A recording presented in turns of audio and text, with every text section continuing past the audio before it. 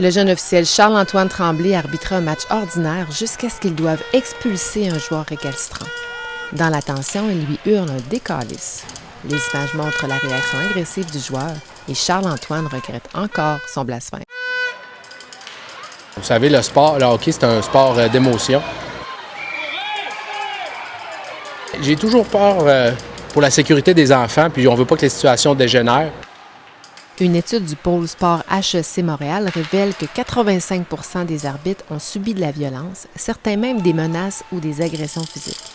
Ce qui nous amène à se poser la question, y a-t-il plus de violence qu'auparavant? Je te dirais que je trouve qu'il y a moins de violence que lorsque j'ai commencé.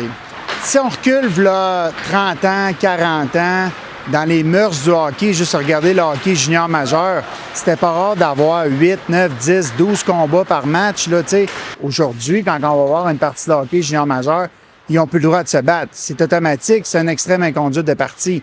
La différence qu'il y a, c'est les médias sociaux, les caméras vidéo et name it. L'apparition du téléphone cellulaire a changé beaucoup de choses. L'arbitre a la responsabilité de faire respecter les règlements et d'assurer le contrôle du match. Il peut donc survenir certaines tensions. Dans quelle situation plus exactement et comment ça se résout? Des situations qui sont serrées, en fin de match par exemple. Ça prend des causes et conditions pour que la violence éclate. Okay? Alors, en général, ce qu'on observe, c'est que la violence va s'exercer dans deux sortes de situations. Soit dans le feu de l'action, sur un événement soudain, une sorte d'escalade, on voit l'escalade, là, ou dans une situation où les gens veulent vraiment atteindre un objectif, un but.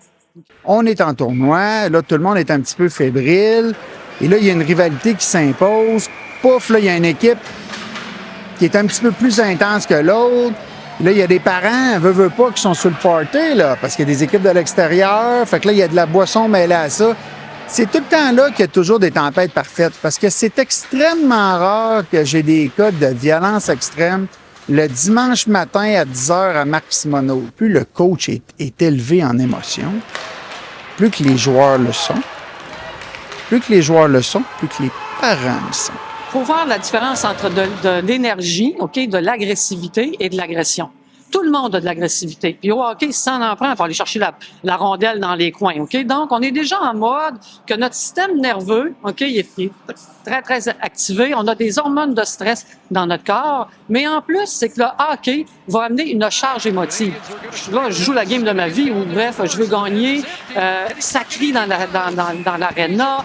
Donc, on est très, très sollicité. Et la charge émotive va amener pas juste de la dopamine et des hormones que quand tu fais ton jogging le matin avec tes écouteurs, ça te fait du bien après. Non.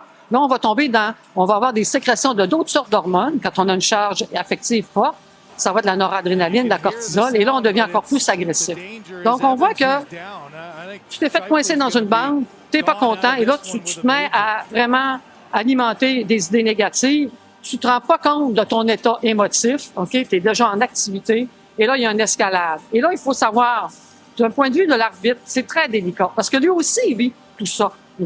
Donc, on a deux personnes qui vivent une forte émotion. Et là, il faut que tu en aies un des deux qui soit plus intelligent que l'autre ou qui a des habiletés à faire descendre la pression de l'autre. Les documents de formation de Hockey Canada mentionnent beaucoup, justement, qu'il faut gérer les émotions en tant qu'arbitre. Il faut rester calme comme arbitre. Puis se dire que le coach qui va nous crier après ou le parent, il y en a contre l'arbitre et non pas contre la personne sous le gilet. Je suis à la glace, je me donne à 100 %, je veux gagner. Je me fais rentrer dans la bande, une première fois. Une deuxième fois, j'interprète ça comment? L'arbitre, il voit rien, crime. Je suis tout le temps mal pris, puis ça recommence, ça va faire. Alors là, le sentiment vient négatif, ce sentiment-là t'amène une réaction. Là, tu dis, voyons, personne ne s'occupe de moi. Non, je vais me défendre. Je suis obligé de me défendre, il va me rentrer dans la bande. Fait que tout de suite, tu vois, là, tu montes dans une escalade, il va y avoir une explosion quelque part. Les officiels sur la glace sont faits pour désescalader les situations. Par exemple, quand il y a un arrêt serré au filet puis l'arbitre en chef siffle, les deux juges de ligue vont se précipiter pour désamorcer la situation, séparer les jeunes. Ce qui va se passer, c'est quand les joueurs sur la glace se rendent compte que l'arbitre, il ne donne pas les appels, il ne fait pas les appels. Qu'est-ce qu'ils font? Ils essaient de se venger par eux-mêmes. Une chose est sûre, le jeune officiel Charles-Antoine Tremblay a appris à ses dépens sa part de responsabilité dans l'équation. De son côté, M. Pierre-Olivier Bouchard affirme que si tout le monde met un peu d'eau dans son vin, se contrôle et cohabite ensemble, on réussira à faire en sorte que le jeu demeure un jeu et que le jeune continue à s'amuser et à se développer. Reste à savoir maintenant si toutes les parties en prendront conscience. C'était Vicky Jobin pour l'Exemplaire à Alma.